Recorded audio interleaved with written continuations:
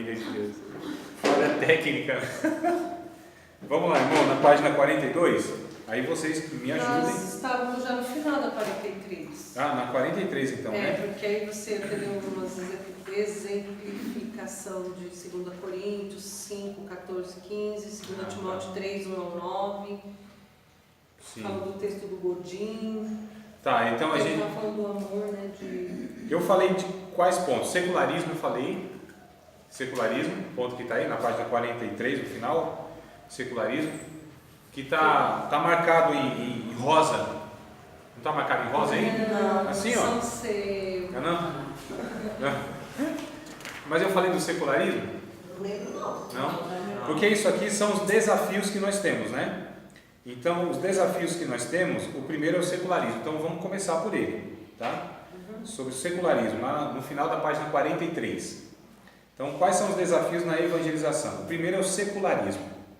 O que é o secularismo? Ignora Deus em todos os sentidos. Não depende dele. Não aceita e não quer a sua ajuda. Tudo se resume a resultados empíricos, ou seja, de experiência, né? Embasados pelo saber científico.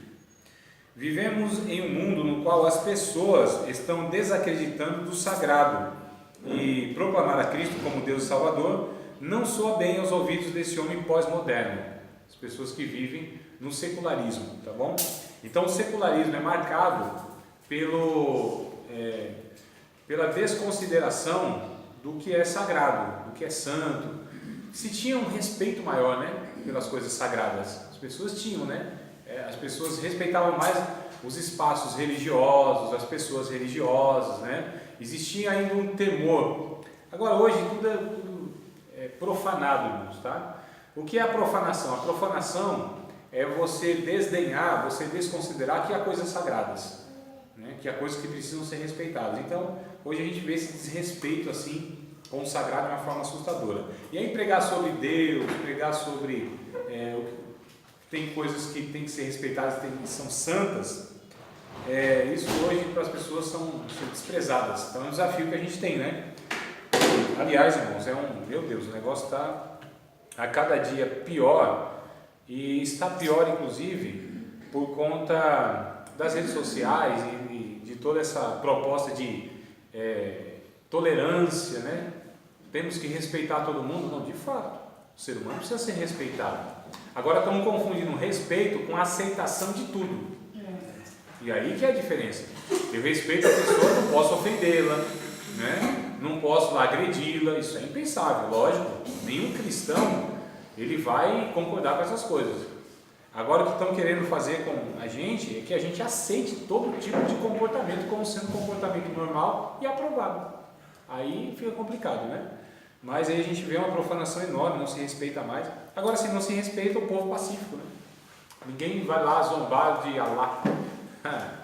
Pega um símbolo lá do islamismo, põe lá no museuzinho, pra você ver se aquele negócio não explode no final da tarde. Lá no meu serviço, tem um senhor que vai lá de vez em quando, né? E a gente entrou nessa questão do homossexualismo, né? Que, tipo, eu falei, ele tava falando que não sei o que, de gente que não aceita, que isso é normal e tal. Eu falei, não é normal. Aí ele vai matar, não sei, não. Aí você não fala com gente assim? Eu falei, não, eu falo, eu converso e tudo, mas eu não aceito, eu não acho que aquilo é certo. Não, então você está entrando em contradição. Porque se você fala com a pessoa, se você... Nossa, tem nada a ver uma coisa com a outra. Aí eu falei, não, irmão, eu não aceito aquilo, eu não acho que aquilo está certo, mas eu não vou criticar, julgar a pessoa e tal. Ele foi maldoso, falando que eu estava em contradição no que eu estava falando. Não, então, uma coisa, as pessoas parecem que elas são alienadas, bitoladas, sei lá que palavra que eu vou usar mais para me xingar, não posso xingar. Eu não xingo não, eu sou crente. Mas assim, as pessoas elas parecem que são doidas, né? Loucas. Dá a impressão para mim às vezes que as pessoas são doidas, sabe? Não tem sanidade, não pensa um negócio que é lógico, né? Então, uma coisa, ou é um extremo ou é outro extremo. Eu estava numa discussão, todas as discussões que eu começo, todas as conversas que eu começo no Facebook, me arrependo no final, invariavelmente. É um negócio assim que meu Deus do céu, por que eu comecei isso de novo? Parece que eu não sei, toda vez eu me arrependo, irmão, todas as vezes, sem tirar nenhuma, me arrependo. Porque aí a pessoa já começa a xingar, já quer ofender, né? E virtual é tudo muito mais fácil, né? Olho no olho já é mais difícil fazer isso. E aí o que acontece? Aí estava conversando com um homossexual, inclusive, e falou assim, que eu era homofóbico e tal, não sei o que tem. Eu estava ensinar meu filho a ser agressivo. Eu falei, opa, não tem nada a ver uma coisa com a outra. Eu ensino meu filho meus valores, meus princípios. E ensino para ele que esse é o valor e o princípio que nós temos. Agora, porque o outro pensa contrário, ele não deve agredir, precisa respeitar a dignidade humana. Então uma coisa não tem nada a ver com a outra. As pessoas vão para o extremo, já quer, né? Não tem um diálogo saudável, honesto e pacífico. É um negócio terrível. Mas a gente tem essa dificuldade do secularismo. O que é o secularismo? É uma forma de pensamento. Então, como as pessoas pensam, tá certo? A respeito disso. Então, é a dificuldade que a gente tem. A outra é o individualismo. A gente vive, na verdade, do detrimento da coletividade. Cada um buscando seus próprios direitos. Não é? Isso é um negócio, irmãos, que a gente tem visto dentro das igrejas. Então, a gente tem essa dificuldade enorme de combater o individualismo. O individualismo tem outra palavra chamada de narcisismo, que ela é a mesma coisa. O que é o narcisista? Ele acha que ele é a pessoa principal no mundo, que o mundo tem que girar em torno dele, que todo mundo tem que servi-lo, que ele nasceu para ser servido por todo mundo, né? Então ele acha que é o último biscoito no fundo do pacote, a última Coca-Cola gelada no deserto, né? O último fandango lá no fundo do saquinho. Então, pensa que a pessoa, todo mundo tem que viver para ela. Então, o individualismo é também o narcisismo. E a gente tem essa dificuldade aí quando a gente vai pregar, porque as pessoas, elas têm a ideia assim, bom, eu mereço ser feliz. Eu não sei o que. Eu não sei o que. O nós foi perdido nesse processo. Dentro das igrejas, inclusive, nós temos reuniões de eus. Né? Não tem mais aquela questão do nós. Isso começa nas músicas, irmão. As músicas denunciam isso. Antes a gente cantava, nosso Deus é soberano, né? Sempre na questão da coletividade, como comunidade, nosso Senhor, nosso Deus, nossa família, sempre, e as figuras que a Bíblia usa é tudo na coletividade. Nós somos família de Deus, edifício de Deus, plantação de Deus. Tudo no sentido coletivo, nunca no indivíduo, jamais. E aí as músicas, elas vão denunciando o que está na nossa mente, que vai gerar no nosso coração, né? Minha casa, minha vida, entra na minha casa, entra na minha vida. A música parece até aquele projeto lá do governo, Minha Casa, Minha Vida. Então, o que acontece? Qual foi o primeiro, hein? Sei lá. A questão, amados, então esse individualismo, ele tem sido prejudicial na evangelização, porque as pessoas não entendem que Deus, inclusive, não tem que saciar as vontades dela, que o Evangelho, porque o Evangelho é uma proposta de confronto contra a nossa natureza, que é egoísta. Nós somos, por natureza, egoístas, irmãos. Isso é um fato. Isso é um fato. E isso tem se mostrado dentro das igrejas, que é o pior de tudo, não é? Então, quando a gente coloca o eu, é um negócio muito complicado. Quem começou com esse negócio de eu foi o Satanás. Não foi? Eu subirei ao céu. Eu exaltarei o meu trono, acima do trono de Deus. Eu farei lá assim, eu subirei acima das mais altas nuvens. Eu serei semelhante ao Altíssimo. Eu não sei o quê. Nós temos uma oração que foi ensinada por Jesus. Por trás dessa oração existe todo um pensamento e um ensinamento. Irmãos, tudo que está escrito na Bíblia foi escrito para ensino nosso. A Bíblia diz isso claramente. Em Romanos capítulo 15, verso 4. Tudo que antes foi escrito para o nosso ensino. 1 Coríntios capítulo 10 vai dizer isso também. As coisas, elas foram feitas, deixadas como figura, para exemplo nosso, para ensino nosso. Então Jesus, ele ensinou a respeito da oração, mas ali tem um conteúdo, irmãos, que são princípios do reino de Deus. Como começa a oração? Pai nosso, que estás no céu, santificado seja o teu nome, venha o teu reino, né? Seja feita assim na terra como no céu. O pão nosso, Perdoe as nossas dívidas. Ó, como nós perdoamos. olha só, irmão, que está aqui. O Pai é nosso. É verdade. O Pai não é meu. O Pai é nosso. Eu pertenço a uma família. O Pai é nosso. O pão é nosso. E os pecados são nossos. Nada é meu. Nada é meu. E Jesus, Paulo ensina isso a respeito do exemplo de Jesus, que está em Filipenses capítulo 2, verso 3, 4, 5, 6, 7, 8, 9, 10 e 11. Diga aí, mano. O que o pastor refere sobre esse fala, restitui, eu quero de volta o que é meu? O que você acha dessa letra? Eu acho ela, primeiro assim, que é uma coisa de doido, né? Porque tem hora, Gilmar, é assim, ó. Veja se não é assim. Aí a gente canta, né? Restitui, eu quero de volta o que é meu. Aí a próxima música é abro mão dos meus sonhos, abro mão da minha vida. Ou eu quero o que é meu, eu abro mão desse trem. Essa música é bipolar, né? Na hora que a gente fala para Deus um negócio, seguida outro. Então, eu quero de volta o que é meu. O que é meu? O que eu tenho, irmãos? Eu tenho uma coisa. Existe uma coisa que eu possuo e que é inerentemente minha. Está... Não. Eu tenho algo que nasce comigo, eu carrego comigo, sempre carregarei comigo, faz parte da minha natureza, é pecado. A única coisa que é própria minha é pecado. Senhor, restitui, eu quero de volta o que é meu?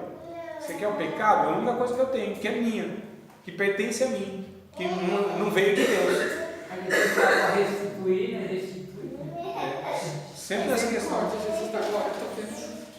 Eu quero de volta o que é meu, né? Fiquei preso nessa letra, eu queria entender.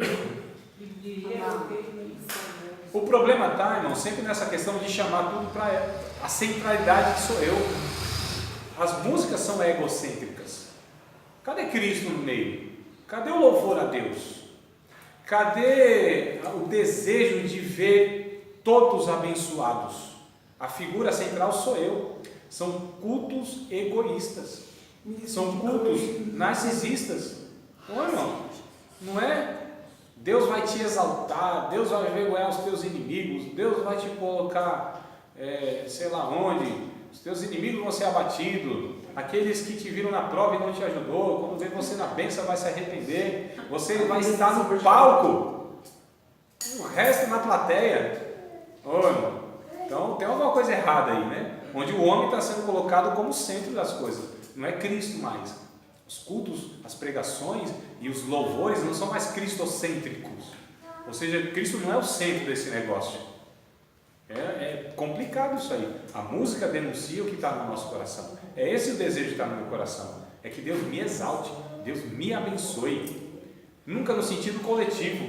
Se ainda fosse, Senhor, o Senhor pode me abençoar, não pode? O Senhor me abençoa. O Senhor me abençoa porque eu vou poder abençoar mais pessoas com a tua bênção sobre a minha vida. Não é esse pensamento. Não é. Então, o problema está aí, na questão de ter essa individualidade, esse narcisismo, e nós, infelizmente, temos sido e vivido da mesma forma que os pecadores, que não conhecem a Cristo. Quer dizer, gente que não se doa, gente que não se sacrifica, gente que não serve os outros, né? E aí, Paulo ele disse lá no Filipenses capítulo 2, verso 3 até o 11, mais ou menos assim: nada façais por contenda ou por vanglória. Antes, olha só, veja que coisa interessante. Antes, considere os outros superiores a si mesmo. E tendo o mesmo exemplo que Cristo Jesus, verso 5, que sendo em forma de Deus, não teve como direito seu, que é a usurpação, né? Não teve por usurpação. Filipenses capítulo 2. Eu li o verso 3, tenho 4, estou no 5. Nada façais, pode ler na íntegra, é que eu pulei sim um pedacinho, pode ler, vai. Tu tá aí? Esse é o 3, O 3, por contenda, ou por vanglória, mas por humildade, não é isso? Sim, o 4. Não atende cada um para o propriamente seu, mas para o que é também do outro, não é isso? Sim. Considerando os outros superiores a si mesmo. O verso 5 vai dizer: e tendo o exemplo, tendo o mesmo exemplo, o mesmo sentimento. É o 6, É o 6, qual é o 5? De sorte que haja em vós o mesmo sentimento. O sentimento aqui não está falando de sentimento, a versão melhor não é isso, tá? tendo o mesmo pensamento, não é sentimento, tendo o mesmo pensamento que houve também em Cristo Jesus. Qual que é o texto, professor? Filipenses capítulo 2, verso 5 agora eu estou lendo. É do 3 até o 11. Mas o 5. Tendo o mesmo pensamento que houve também em Cristo Jesus, que sendo em forma de Deus, não teve por usurpação o ser igual a Deus. Antes, aniquilou-se a si mesmo, né? Ele aniquilou-se, esvaziou de si mesmo, esvaziou-se de si mesmo. E achado na forma de homem, foi obediente até a morte, e morte de cruz. Ele foi servo, diz ainda que ele foi servo e tal, mas sendo obediente, foi obediente até a morte de cruz. Pelo que Deus o exaltou soberanamente e lhe deu um nome que está acima de todo nome, pelo qual todo joelho se dobrará, toda língua confessará que Jesus Cristo é o Senhor, para a glória de Deus Pai. Então, na humilhação de Cristo houve a exaltação. Tiago vai falar isso, Paulo vai falar isso, que Deus, ele exalta os humildes, abate, irmãos, abate os soberbos, dá graça aos humildes, né? Humilha esses soberbos, essas pessoas egoístas, narcisistas, que acham que são melhores, mais espirituais, mais entendidas, é uma classe superior de intelectuais, de crentes melhores, esse orgulho que a gente vê em alguns irmãos, que quando sabe que a gente não é da denominação dele, trata a gente como sendo, né? Tem uns que nem consideram a gente de irmão, chamam de primos e tal.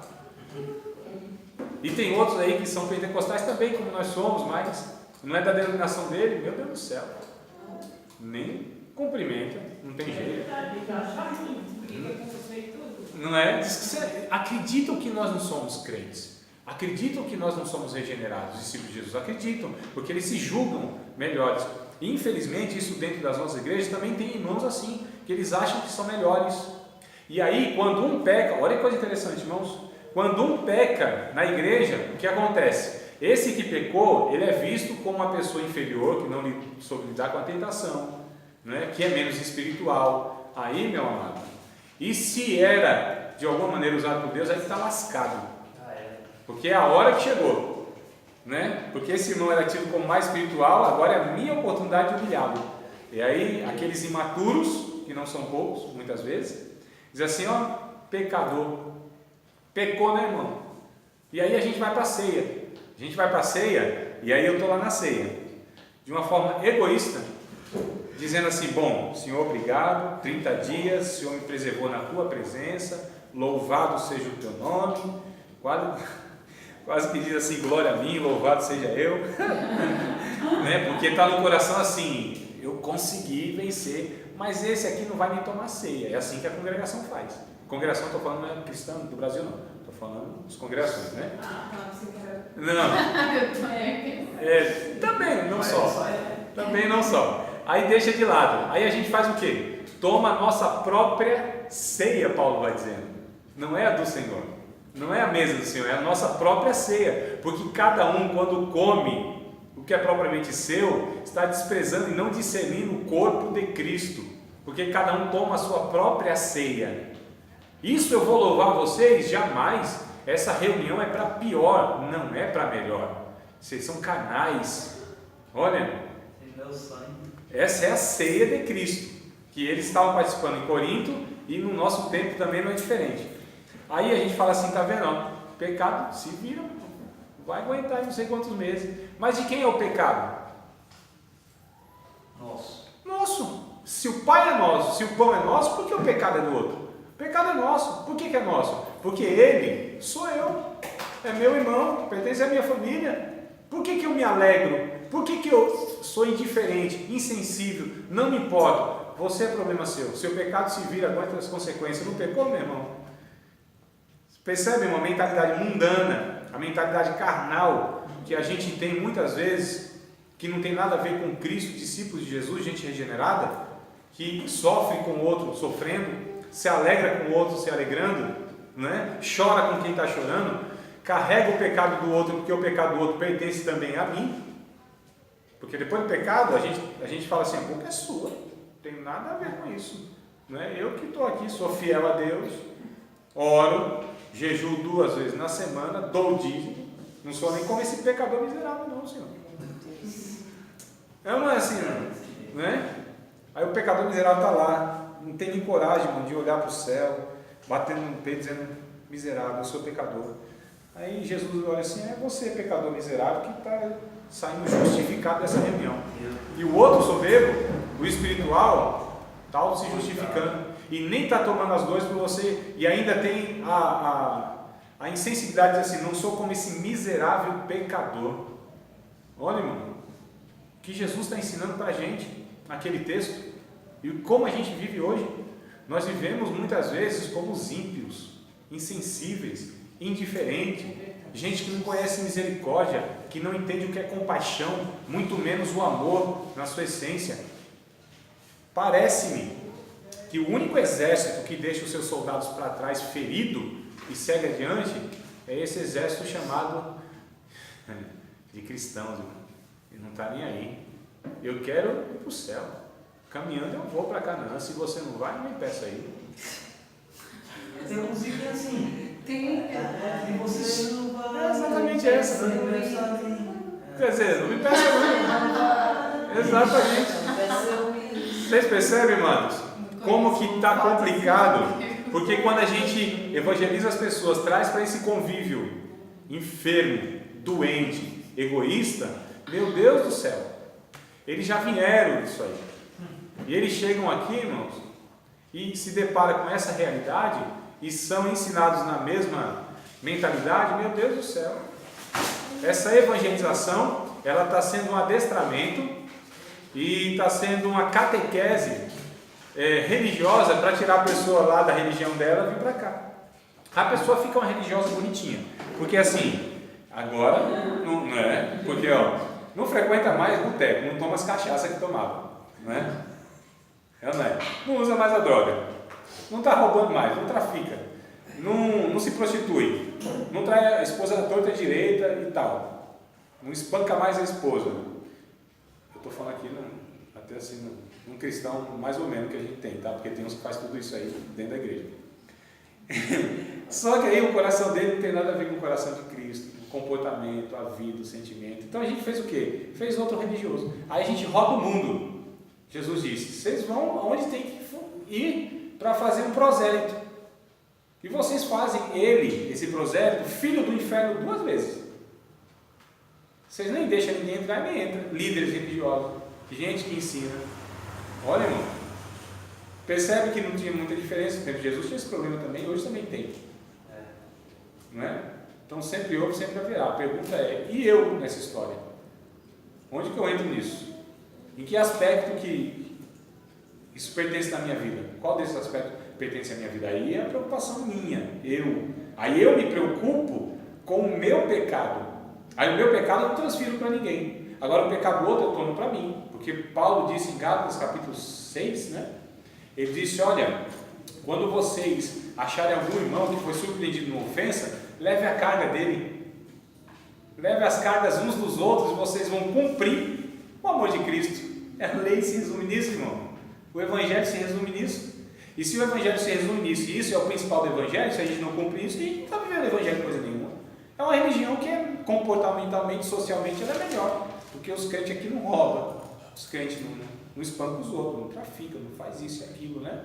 Não se prostitui, pelo menos assim, efetivamente. Com os olhos, o coração, muitas vezes sim. Mas de uma certa maneira, tem uns que fica parado, né?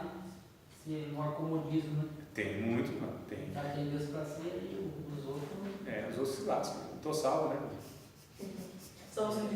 Eu estou salvo, estou indo para o céu. Eu estou indo para o céu, irmão. Então a salvação.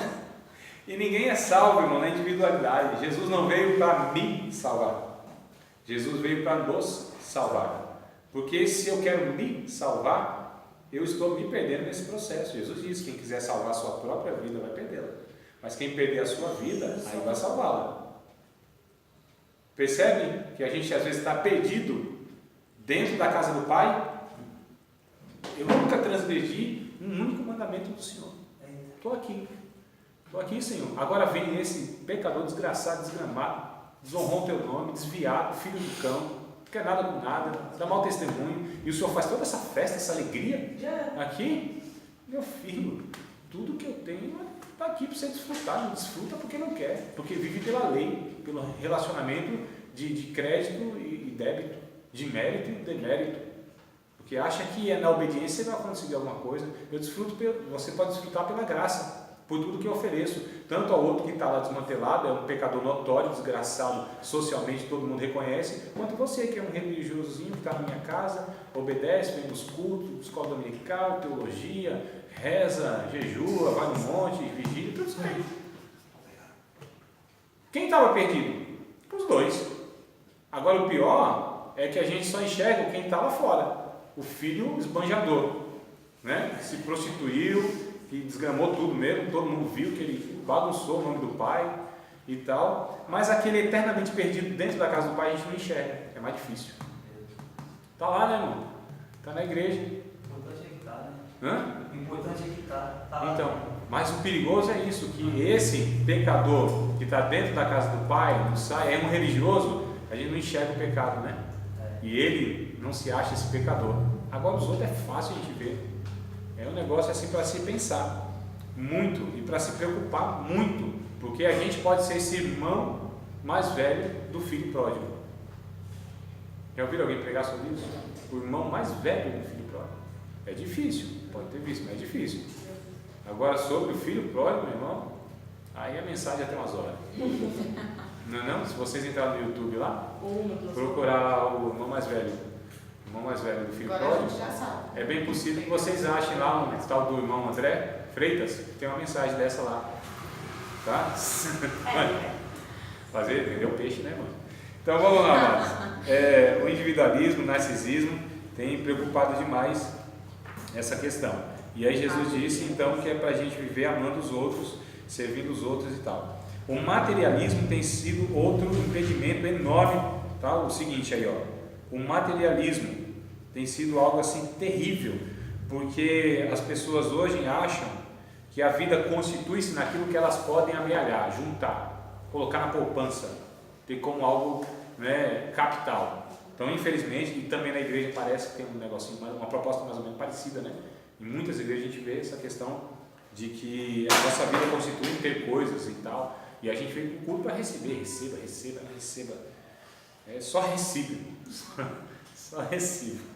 Então o materialismo tem sido um negócio terrível. Lucas 12:15, Jesus ele disse, não, que Deus se preocupa com as nossas condições financeiras, material, é fato, né? Jesus não se alegra por eu ficar contando moedinha no final do todo mês, vendo uma pindaíba, né, irmão, aquele sufoco e tal, passando privações, não tendo nenhum momento de lazer, e tudo custa nessa vida, é um negócio terrível, tudo custa, irmão. Tudo é pago, né? Tudo. Eu falo para os jovens, a única certeza, ou as únicas duas certezas que você vai ter na vida é que você vai morrer e pagar boleto. Boleto. Ele não sabe ainda porque é solteiro, então eu preciso falar, ó, jovenzinho, a vida tem duas certezas, você vai morrer um dia, você pensa que é jovem, é eterno, não, você vai morrer e vai pagar boleto. Então o quê? Isso é fato. Ai, Deus vai pagar ainda. O que eu falo agora tu não entende, mas entenderá.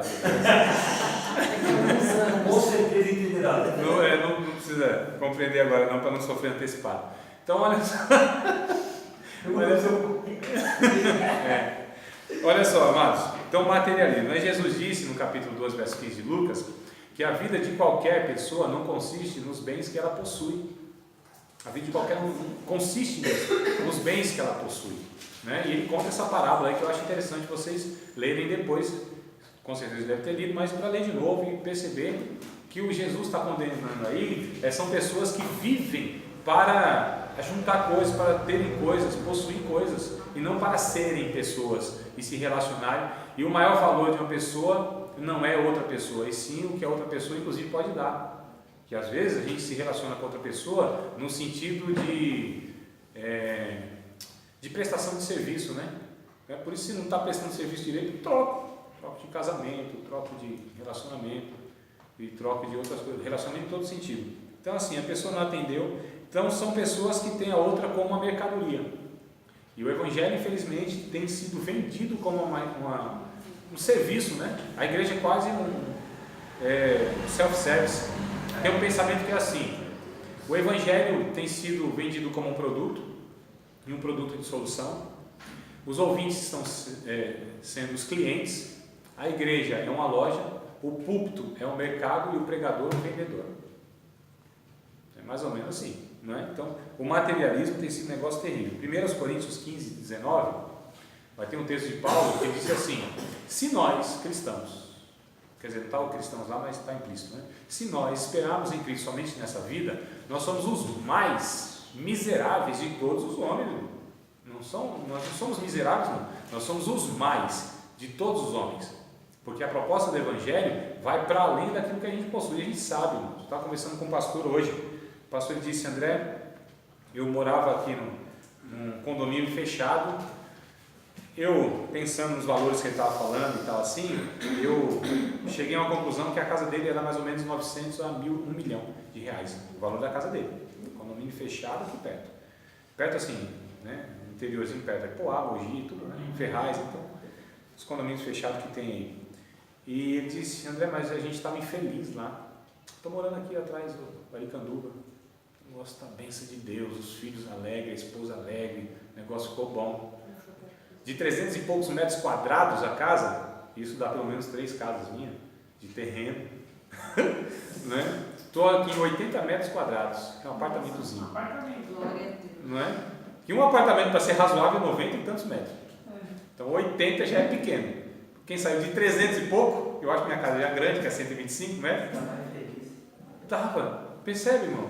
Então, é isso, essa é a questão. Então, as coisas materiais, elas trazem para nós conforto. Felicidade não traz, é um engano.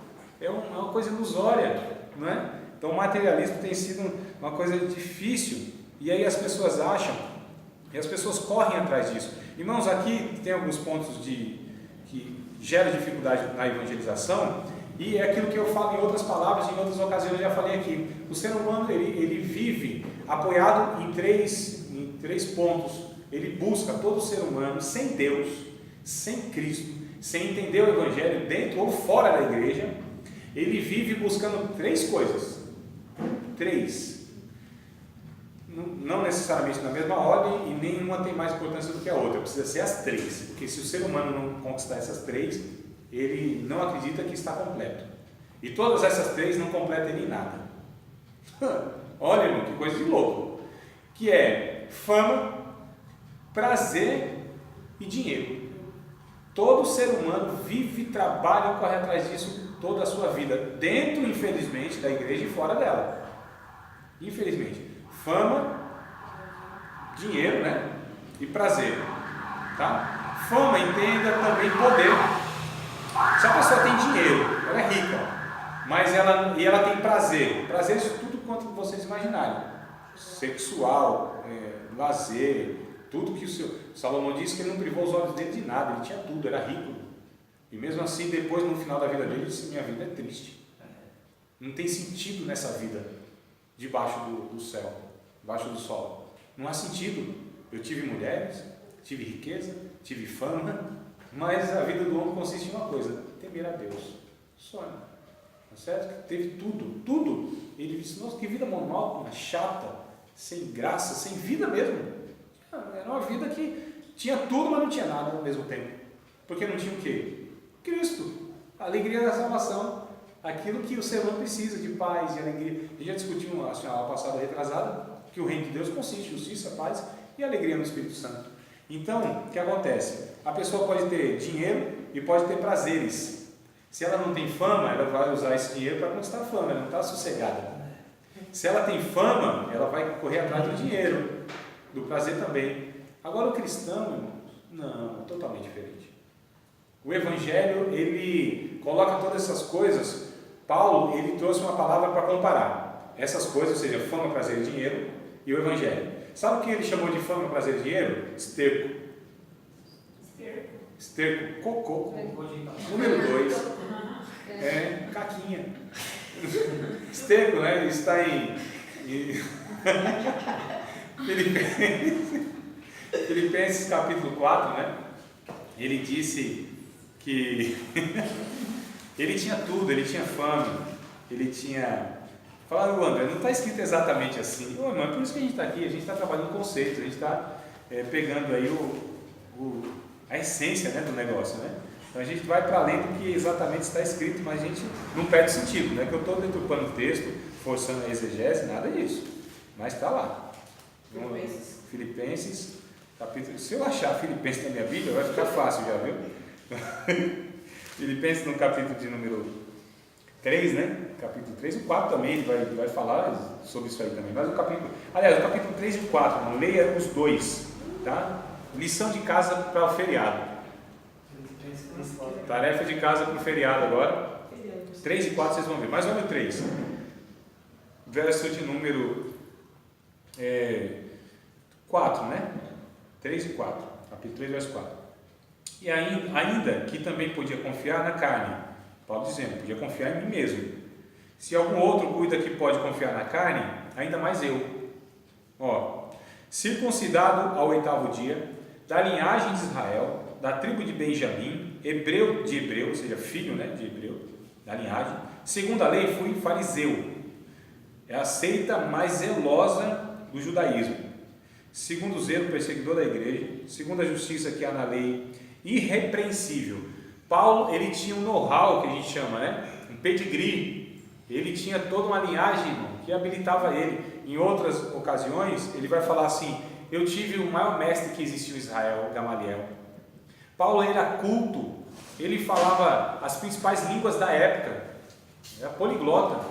Ele tinha fama e era respeitado socialmente em toda Jerusalém.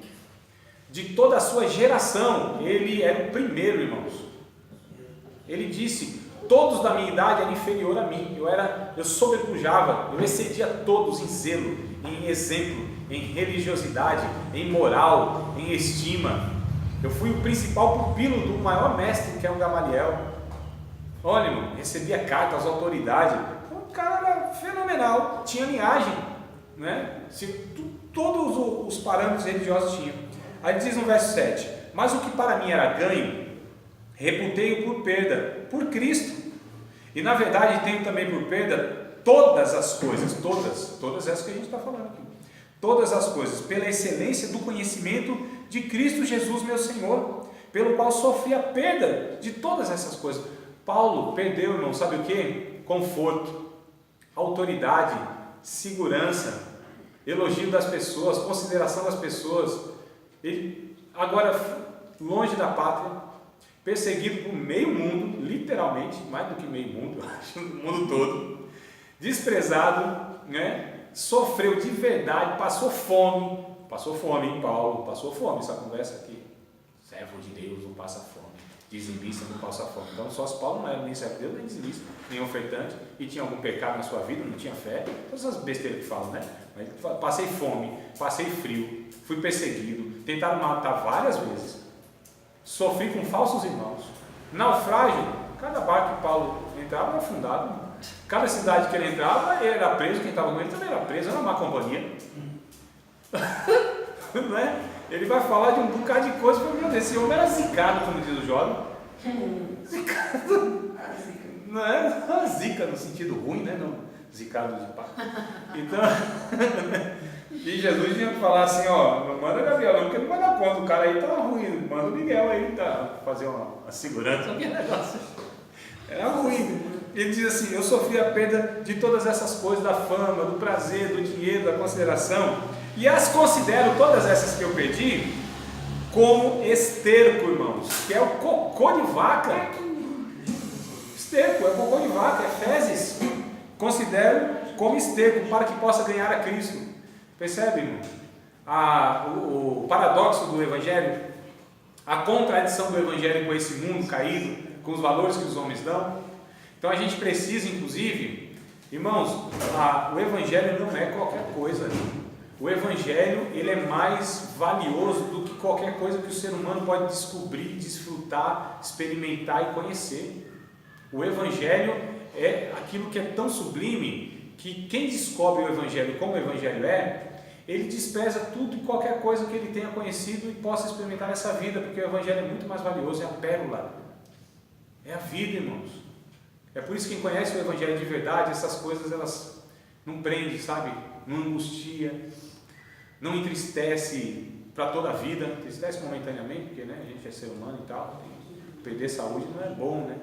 Perder dinheiro não é bom, perder uma casa não é bom, ser assaltado não é bom, aquilo que a gente conquista com tanta dificuldade não é bom, a gente se entristece momentaneamente, mas não são essas coisas que definem a nossa vida com Deus, o nosso entusiasmo de vida, entristece momentaneamente, mas a nossa esperança está muito para além disso, muito para além. Perdi isso, perdi um bem material, bora, vamos batalhar de novo para ver se a gente conquista, né?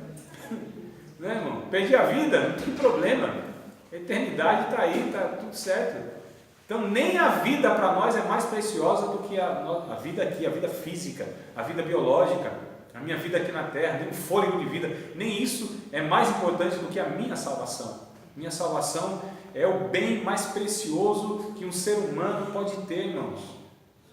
O Espírito Santo, que é Deus habitando em nós. Aqui fala menos que lixo nessa versão aqui. É menos que lixo, é cocô mesmo, é esterco mesmo. É que eu falei assim para ver se Mas vocês... a minha está esterco, a minha assim, está esterco, que eu já li como esterco. Pode, se tiver número 2 também, é uma versão mais atualizada. Número 2 é aquela que vai ser lançada para gerações futuras, os adolescentes. Então, lá, número 2, considera como número 2. Então, irmão, o que acontece? Olha, a gente precisa entender o que Paulo entendia a respeito do Evangelho. Ele disse assim: eu tenho uma excelência tão grande, um tesouro tão grande dentro desse vaso de barro. Ele está falando do quê, irmão? Do Espírito Santo, da salvação. Aquilo que Jesus advertiu os seus discípulos quando foram enviados, e deu tudo certo. Deu tudo certo em nome de Jesus. Já deu tudo certo. Deu tudo certo. Eles voltaram alegres. Os demônios se sujeitam, a gente cura mesmo, é um negócio fantástico, a gente tem poder. Negócio que Jesus disse: não é isso. A fonte, o motivo que deve gerar em vocês a alegria de viver é pelo fato do vosso nome estar escrito no livro da vida, irmãos. Porque se isso não é suficiente, nada pode preencher essa alma cansada do pecado. Nada. É tudo paliativo, é tudo coisa momentânea, sabe, irmão? É tudo coisa que vem na hora. Então a droga, o sexo, a conquista, qualquer conforto, bem material, sucesso aparente, profissional, ministerial, o que quer que seja, tudo isso não preenche a alma do homem. O que preenche a alma do homem é salvação em Cristo, é pessoa do Espírito Santo transbordando o seu ser. Essa, irmão, é a maior mensagem que a gente pode passar para qualquer pessoa. Evangelho, Jesus, a paz, salvo. Irmãos, não é? Crente anda tranquilo no meio da rua, fogo cruzado, bala perdida, e ele não se preocupa. Inclusive, se a bala achar ele, está salva. Salvou a bala, porque o ruim é pegar um que não está salvo. Então não é bala perdida. Perdida é se pegar um perdido, porque se pegar um crente, a bala foi salva. E o outro foi salvo, porque matou quem? Quem já é salvo. Então bala perdida para salvo é uma salvação, é uma bênção. Não é não, irmão? Então a gente anda assim tranquilo, porque a morte para nós já não é mais angústia. Não é mais, irmão. Já não é minha preocupação eterna. Eu sei de onde eu vim, não é nem para onde eu vou, porque para onde eu vou é o inferno. A gente já falou isso aqui outra vez. A gente tem que ir para o inferno para salvar aqueles que estão lá. Porque para onde que eu retornarei? O céu, meu Deus do céu. Foi de lá que eu vim. Foi de lá que eu fui salvo. Foi de lá que veio Jesus. Ninguém subiu o céu, a não ser aquele que desceu aqui. Ele sim subiu. E ele veio de lá e gerou em nós a vida eterna. Não é, irmão? Então eu estou salvo, está tudo certo. Nada mais me angustia a ponto de me desanimar da fé, de definir a minha espiritualidade, de determinar a minha carreira cristã, de me impedir no crescimento em Cristo, de fé. Pelo contrário, quanto mais dificuldade a gente reproduz isso em fé. Quanto mais perseguição, privação, adversidade, obstáculo, quanto mais perseguição do diabo, quanto mais aflição que as pessoas nos causam, quanto mais Satanás persegue a vida de um cristão, mais dobra a graça de Deus no coração dessa pessoa, mais Deus se faz mais presente, mais se agiganta, irmãos, a nossa vida espiritual, tá certo? E essas dificuldades todas, elas vão se amenizando, e a gente fica olhando assim: como pode, né, uma pessoa enfrentar tanta dificuldade? Como pode? É pelo poder do Espírito Santo. É simples assim, né? Pelo entendimento e a experiência do Evangelho na sua vida. O que nos falta, acredito eu, que essa experiência poderosa, marcante, que transformou a nossa vida, irmãos, a ponto de a gente desprezar tudo e todos. Se Ele abrir a porta, Ele é Deus. Se não abrir, continua sendo Deus. Se Ele é Deus. Se não fizer, Ele é Deus. Então essa é a música que tem que estar no nosso coração. Se Ele me abençoar, louvado seja Deus. Se Ele não me abençoar no que eu espero, no que eu entendo por bênção, louvado seja o nome dele do mesmo jeito. Se eu conquistar, glória a Deus. Se eu não conquistar, louvado seja o seu nome. E se eu realizar os meus sonhos, gratidão. E se não realizar, não faz diferença. Não é, irmão? É lógico que a gente passa, como eu disse, eu não desprezo as angústias, as tristezas e as dificuldades. Mas não são essas coisas que vai definir a nossa vida. Isso define a vida de quem não tem Deus, irmãos. De quem não é cheio do Espírito Santo. E de quem não conheceu o Evangelho verdadeiro. Conheceu religião, conheceu engano, qualquer coisa. Mas o Evangelho não. Então a gente precisa combater tudo isso que está lá fora. E que infelizmente, muitas vezes, a gente tem reproduzido aqui dentro também. Então a evangelização, a gente precisa entender todo esse processo aí. Vocês têm alguma pergunta fácil e rápida?